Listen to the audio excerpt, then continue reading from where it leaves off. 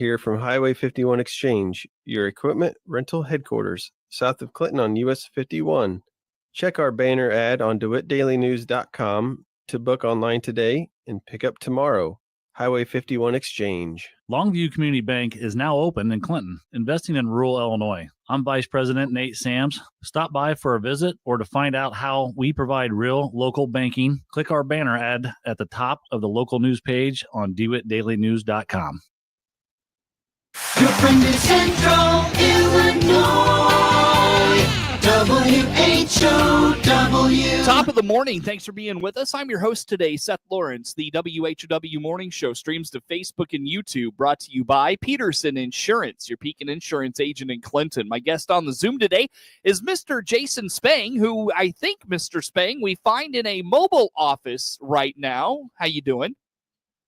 Doing great, and you are accurate, Seth. We are in the process of wrapping up our district office relocation to across town, and they're wrapping up the flooring this week. We should be in there next week, but in our old space at the grade school, our TK program, which is in the middle of pre-K and kindergarten, but our TK program moved into our district office. So it was much needed square footage for the educational atmosphere at the grade school, and we're just waiting on the finishing touches to our district office. Now you get in this big elaborate office with these, these TVs and monitors and all the bells. I don't know what superintendents need, but you got to be getting all the bells and whistles, right?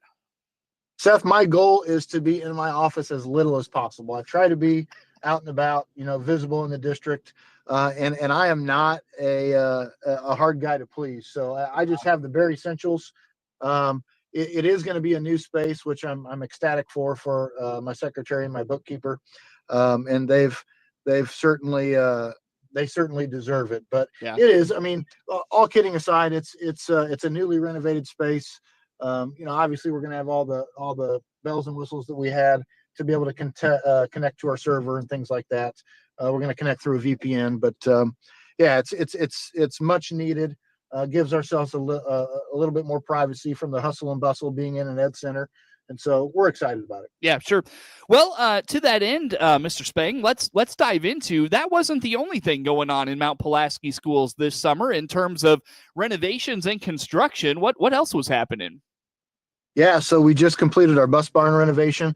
We added a second wash bay. We reinforced that facility with concrete foundational posts. So essentially, it's almost a brand new building. The roof is the only thing we didn't replace because that was fairly new. But Gene Shoth, who is our transportation director, who I just can't speak about Gene enough. I mean, he handles and heads off so many things before they even get to me. He's organized. He works after hours. He never complains. He's a problem solver, and he puts kids first. And so we needed that facility renovated. Like I said, we added the second wash bay for him, so he's going to be able to keep our newly leased buses sharp and clean and provide the best experience possible for our students on the way to school and on the way home. Yep, sure. So bus barn was renovated. I know you mentioned you're at, did you say Veterans Park? Is that right? Yes, sir. I'm out here at Veterans Park right now, and B&B Construction is out here putting on the finishing touches for the transformer that was installed out here. That's going to allow us to add some things later on down the road as far as lighting for our football/soccer field and our baseball field. But they're installing that on the press box today. But the track is done. The bleachers are going to be done this Saturday. Electrical is installed, irrigation's installed. The field is beautiful. And we also, some new news, we also signed a contract to support the Lincoln JFL program. So they're going to come down here and use our facility for all their home games. We're excited about that as well. Wow. Is that turf or natural grass? Natural grass. So we decided to go that route. It's a little bit easier on injuries. And we decided that if we were going to put in natural grass and sod, that we wanted irrigation to really take care of it. So that's why we had the irrigation installed, and it's been running nonstop for the last, probably 3 or 4 weeks. It's green, it's beautiful, And so here in a few weeks, we're going to line it for our first soccer game and eventually for our one football game during our Fall Fest here. It's going to be on a Saturday, a noon kickoff for Unity Christian in our football co-op. But our soccer team is going to host all of their games out here as well.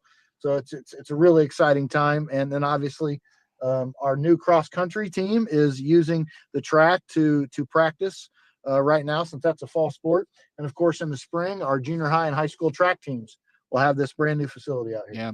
I know you mentioned you got away for a little bit over the summer. Right? It had to be one of those situations. You got away, you came back, and everything was totally different, right? Yeah, absolutely. They got a lot done, but yeah, my wife and I, we have 5 kids, and we took a vacation down to Cancun. My mother-in-law and father-in-law, they have a timeshare down there at the Royal Sands. So we try to hit that once every 4 years. I know in the other 3 years they sell it, but they make enough money that way they can take care of our vacation for free. So Grandma and Grandpa went down, and we went down with our kids, and it was absolutely awesome just to get away, to unplug, to relax, to recharge, and hit the ground running when we came back. Sure. So, well, Mr. Spang, anything else going on this summer in Mount Pulaski? Man, oh man, you got a lot happening. Yeah, I mean, like I said, we're wrapping up on a lot of projects, which is exciting. Our school board recently went through a governance training last week. Most districts try to do that every few years, especially when you have new board members. And so we actually had 4 current board members who have never went through that training before. And so it was absolutely outstanding. Patrick Allen from the Illinois Association of School Boards, who's our he put on the training for us. It was about 3 hours during a weeknight evening, and it really allows our board to control how they're going to govern. And so they come up with kind of rules and standards that they're going to govern by, to hold each other accountable. And it was extremely, extremely positive, and so positive, in fact, that Patrick Allen has asked us to present with him at the III conference in November up in Chicago. So something that we're really excited about. Our board, under the direction of Mr. Lamke, has presented up there before with regards to strategic planning. And so this is just yet another opportunity. It's great PR for the district. And we're happy to help out IASB and Patrick Allen. Sure. Wow, you guys got a lot happening. What are you presenting on? Like, what exactly have they asked you to speak about? So I'm going to put together about a 20-minute PowerPoint presentation, and it's actually a dual presentation. So for Patrick purposes, we're representing a young superintendent and fairly new board members. And a small rural school, and how effective governance training was for us. And on the other end, the other participating school is Lyons Township, which is a high school district. It's a suburb, very large enrollment, very veteran board members, and a veteran superintendent. And they actually go through governance training twice a year because they enjoy it that much, and it really keeps them focused. And so Patrick's going to come at it from both perspectives. So school districts around the state can certainly relate to both models. So I'm going to present for 20 minutes. Their superintendent's going to present for 20 minutes. And then it's going to be kind of an open Q&A for both him and I and our school board presidents. Gotcha. When it comes to the exposure that brings, is that at all a part of the opportunity? 100%. It's kind of a check and balance for certainly for our stakeholders in our community, just to show that, hey, we're putting in the time. Being a school board member is a thankless job. Because 9 times out of 10, those people are going to hear when things are going wrong, or when we have challenges in the district. And you and I know that that's not a job that pays. And so our school board members are fantastic. They take time out of their personal lives to help govern our district, certainly to help me, to help the teachers and the staff and all the students. And we recently are in the process of finalizing our strategic plan. That will be approved at our September board meeting. So we did work on that over the summer, and our district leadership team is going to meet on August 27th, hopefully to put the finishing touches on that, and that will carry us for our next 3 to 5 years. Yeah, strategic planning. We haven't touched on that. We haven't got an update on that. How did that all turn out? Sure, it was fantastic. We We had 2 rounds of it. Ralph Grimm, who is actually a field service director for the Illinois Association of School Administrators, he does it on his own through his own consulting business. So it wasn't directly tied with IASA, but he does work for IASA. So he gave us great guidance. He started with round 1 back in February, and then through a couple challenges trying to reschedule, we wrapped up with round 2 of that this summer. And like I said, really made some progress. Came up with 5 district goals surrounding proper certification, making sure we maintain highly qualified teachers, addressing the needs of our growing special education population, school safety, and then a couple other goals that are really going to shape and drive our school improvement for the next 3 to 5 years. So the next step for our principals then is to create a building improvement plan, obviously for elementary school and our high school. And then, about every 6 months, we're going to have a school board data retreat. So that way our principals can present data and keep our community involved and up to date on the progress we're making. When it comes to the goals that you've set, is it programs? Is it facilities, curriculum? I guess, can you break down some of those? Yeah. So it's all encompassing, for example, with the increasing needs of our growing special education population. Well, there's different parts of that. Obviously, you need to address the students' needs, through their IEPs. Well, you have to have highly qualified staff members to do that. You have to have highly qualified paraprofessionals and aides to do that. You have to have programs and curriculum that address their needs, and all of that costs money. So it's coming at it from a lot of different perspectives and a lot of different departments to take care of that area of focus for our district. And we had over 30 community participants, from students to teachers to business owners in the district, to daycare providers in the district, to our teachers and staff, and our principals and our directors. It was really a team effort and a team focus. It's not just when you talk about students, and it's not just during the instructional day. Transportation's a part of that. Hiring highly qualified bus drivers. I tell our bus drivers at the meeting every year, we have no idea the challenges our students in this district have at home. They might have had just a bad night at home last night for whatever reason, and they need to see a smiling face that's going to greet them in the morning, and that might set the tone for their day. And so we tell our bus drivers, never underestimate the impact that you have on our students, because that's the first face of the district that they're going to see in the morning. Well said. Well said. A lot going on, Mr. Lane. Sorry, Mr. Spang. That's a compliment, sir. For sure. Hey, I'll tell you what. Let's break here, my friend. Come back with some more. Jason Spang is the superintendent of Mt Pulaski Schools. My guest on the Zoom. More to come with Mr. Spang on the morning show.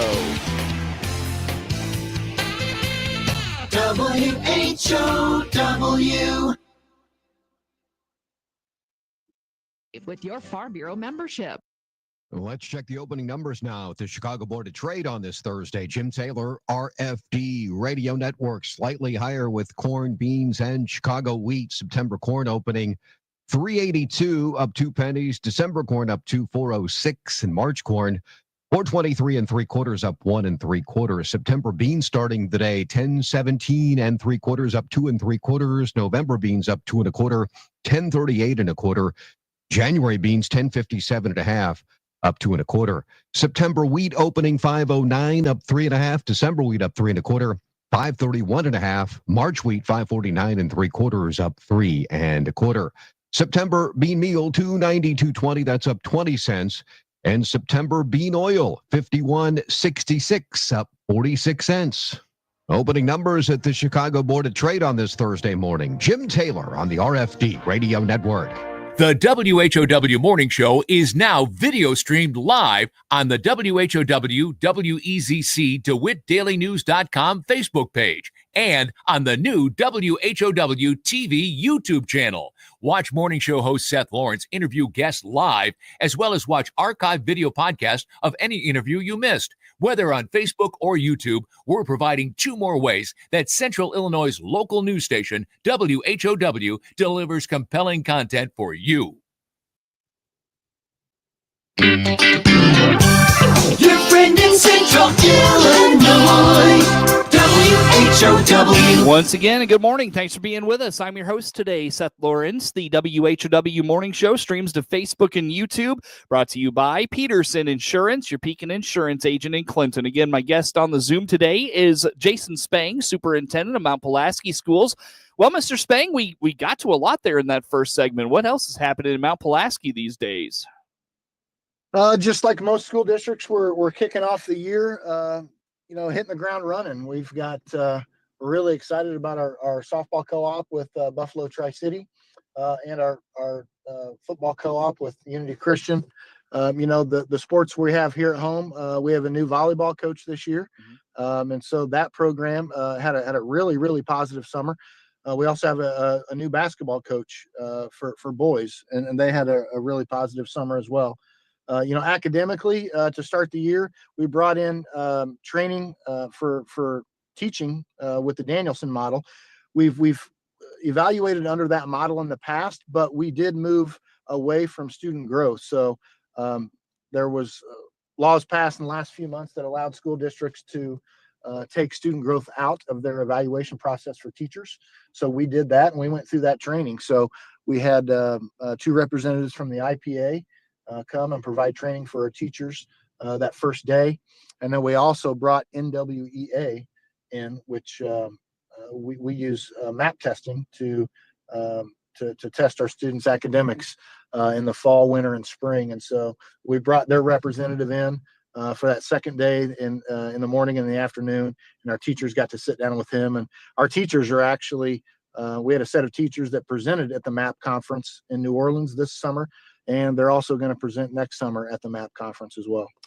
Why'd you take out the student growth? I would think you would want that in there, right? So not to say that we still don't monitor student growth in the district, because we do, but the correlations that it was leading to a score on the teacher evaluation model, our joint committee, which is comprised of our administrators and our teachers, we just wanted to remove it going forward. They felt they got a more authentic score from the professional practice part of the evaluation, which has 4 domains. And so to be clear, we absolutely still monitor student growth. It's just not a part of the evaluation process. Got it. Yeah, interesting stuff. How about AI? Was AI part of your summer training at all? Yeah. So there was actually, even last year, Heather Fricky, the high school principal, and I went to an AI institute, and we did have teachers go through further AI training this summer. A lot of the technology coming out now is really addressing AI. So one example of that is Go Guardian, for example. Go Guardian is an application that schools that use one-to-one technology, let's say Chromebooks like us, Go Guardian monitors which windows the students have open, which tabs they have open. So that way, if we're on Google Classroom or we're on a math app, and the students have other apps open that are hidden that they shouldn't have open, well, a teacher used to have to monitor that at their computer, and they could shut them down if they saw students jump onto those things. But now they have increased their technology to provide a report at the end of the class period to teachers. So that way they can still walk the aisles, monitor their classroom, not be stuck to their desk and watching their device to make sure we're holding students accountable, and then go back and address those instances with those students to be more productive in the classroom. So AI is helping out with all of that. More teachers nowadays are having students complete more of their projects in the classroom to try to prevent the misuse of AI outside of the classroom. Yeah, I was going to say, it's a double-edged sword, right? The kids, I saw a graph where, the use of AI drastically dropped in like May, and then it picked back up again in August. And it's like, well, gosh, I wonder what the correlation there is, right? But then also it's an amazing tool. Like, don't get me wrong. I love AI. I've used it myself a whole bunch, here in the last 6 months. So what, it's one of those things you got to kind of figure out and how to harness it, if you will. Yeah, the best analogy I can give is, obviously when cell phones became very popular with kids, school districts can handle it in different ways. We can either teach the kids how to use it responsibly, or, you can totally ban them. Some schools have totally banned cell phones. We have not. We incorporate using it responsibly and give kids opportunities to use those throughout the day at our high school, like at lunch and things like that. And so, we've just found that if we embrace the responsible use of it, then it's more productive for us. And that's the kind of the stance that we've taken with AI as well. Sure. Very good. Well, Mr. Spang, about 2 minutes left with you here on this, here this morning with you. What else has been going on in your world? What's kept you busy? Just collaborating with my board. Like I said, we've had some trainings this summer that we're really excited to get going. I know that the high school teachers have really worked hard over the summer getting ready for the school year. The grade school teachers as well. We're actually looking at and considering plans right now for our grade school renovation. That's the next thing on the list. As far as a capital project is concerned. That's right. We just had a buildings and grounds meeting the other morning where we brought in a contractor from the outside. We're getting multiple looks, but we sat through that presentation on what their rendition of a renovation would look like at the grade school. We want to add another gymnasium at the grade school and a handful of classrooms, and then renovate current space. So we're in the process of vetting those architects and those general contractors right now, and we're excited to hopefully sooner than later provide a plan for the public and move in that direction. Man, oh man, you guys got it all going on there in Mount Pulaski, Mr. Spang. I didn't even ask you, how are you affording some of this stuff? We'll have to save that for another conversation. Maybe we'll do that in September. But in the meantime, sir, how do folks follow along with all things Mount Pulaski Schools and what y'all are doing? Absolutely. They can find out a lot of information on our website, www.mp23schools.com. And we also have Facebook pages for the high school and the grade school. Fantastic. And so that's also on the list this fall as well, as we're going to kind of revamp our webpage, keep the same information, but try to provide more opportunities for teachers to include what's going on in their classroom onto our website as well. So that's going to have a new look by Christmas. So we're excited for that as well. Mr. Spang, you're the best, man. Appreciate you as always. Jason Spang, Superintendent of Mount Pulaski Schools. WHOW.